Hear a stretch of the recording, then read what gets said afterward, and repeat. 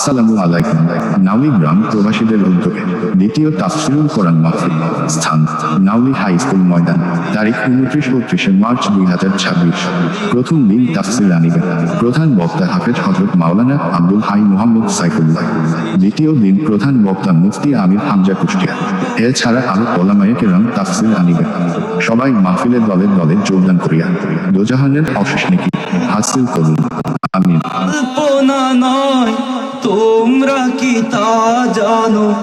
আমার বাংলাদেশের প্রবাসীদের গল্প বলি শোনো। আমার নাউলি গ্রামে প্রবাসীদের গল্প বলি শোনো। পল্লী গায়ের দুরন্ত ছেলে বাবা ডাকে খোকা, হঠাৎ করে উঠলো মাথায় বিদেশ যাবার পোকা।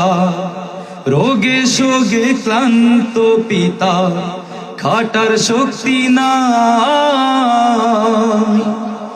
বেকার ছেলের এমন কথাই বাবাও দিল। আমরা কোরআনে কারীম থেকে তাফসীরুল কোরআন মাহফিল লেখা দেখি। আমরা তাফসীর আকারে সূরা হুদ থেকে মাত্র একটা আয়াত পড়েছি, আয়াত নাম্বার 9। আল্লামা মামুনুল হক আপনাদের সামনে কথা বলবেন। এই একটা মানুষকে নিয়ে যে পরিমাণ অপমান অপদস্থতা তারা দেখিয়েছে, এদের ভয় নাই।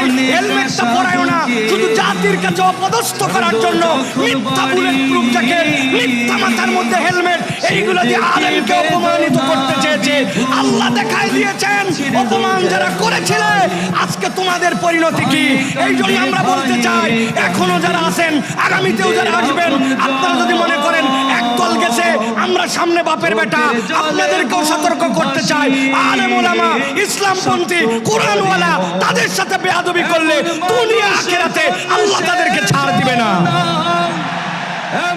দাও খোদা দাও আমায় আবার ওমার দারাজ দিল, দাওয়ালের মতো বীর সেনানি জাগাতে নিখিল।